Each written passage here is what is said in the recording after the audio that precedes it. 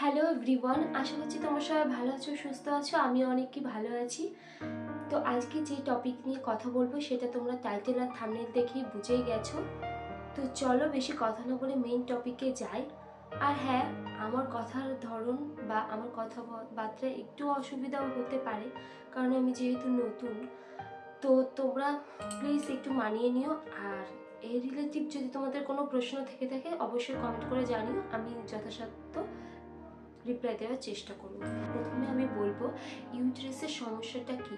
এই যে ছবিতে যেরকম দেখতে পাচ্ছ সেরকম থাকে। তো ওটা আমার দেখো ডাক্তার এইটা ডাক্তার করে দিয়েছে। তো এটা দুই ভাগে ভাগ করা।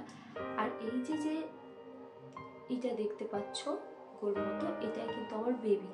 তো সবার তো একটা পার্টের মধ্যে থাকে, আর আমার কিন্তু দুটো ভাগে ভাগ করা, এক ভাগের মধ্যে বেবিটা আছে। এটাতে অসুবিধার কিছু নেই, এতে তেমন কোনো প্রবলেম হয় না।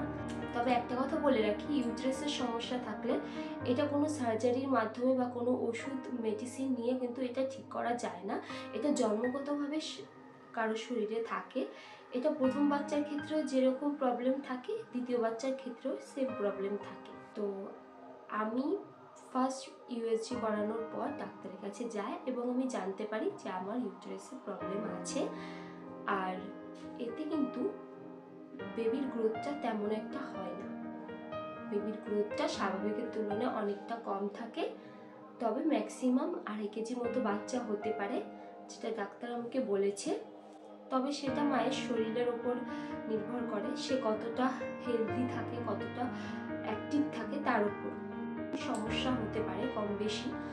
তো ইউটেরাসের সমস্যা তো প্রথম থেকে তেমন কিছুই বোঝা যায় না, নর্মাল যেরকম থাকে সেরকমই কিন্তু সব কিছু থাকে। তবে 7 মাসের পর দিয়ে যেহেতু বেবিটা গ্রোথ করতে শুরু করে দেয়, 7-8 মাস পর থেকে, তখন কিন্তু গ্রোথ হওয়াটা অনেকটাই কমতে থাকে। আর এতে কিন্তু নর্মাল ডেলিভারি হওয়ার চান্স অনেকটাই কম থাকে, সি সেকশনটাই বেশি করা হয়।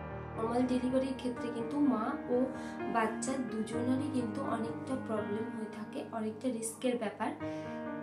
তো ডাক্তার তো আমাকে সি সেকশন লিখেই দিয়েছে, আমার কোনো রকম নর্মাল ডেলিভারি হবে না। আমার কিন্তু কাজবাজ করতে কোনো অসুবিধা হয়নি, আমি প্রথম থেকেই কিন্তু কাজবাজ করে এসেছি। হ্যাঁ, প্রথম 2-3 মাসে একটু শরীরটা দুর্বল লাগতো, যেটা স্বাভাবিক হয়ে থাকে। তারপর থেকে কিন্তু আমি সব রকম খাবার আর সব রকম কাজবাজি কিন্তু করতে পেরেছি। আশা করছি এই ভিডিওটা তোমাদের ভালো লাগবে। আর যদি ভালো লাগে থাকে অবশ্যই একটা লাইক, কমেন্ট, শেয়ার করে দিও, আমার চ্যানেলটিকে সাবস্ক্রাইব করে দিও।